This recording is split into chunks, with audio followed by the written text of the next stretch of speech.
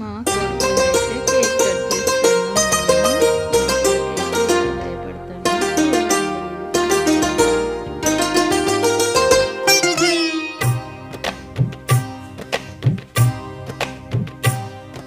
అహో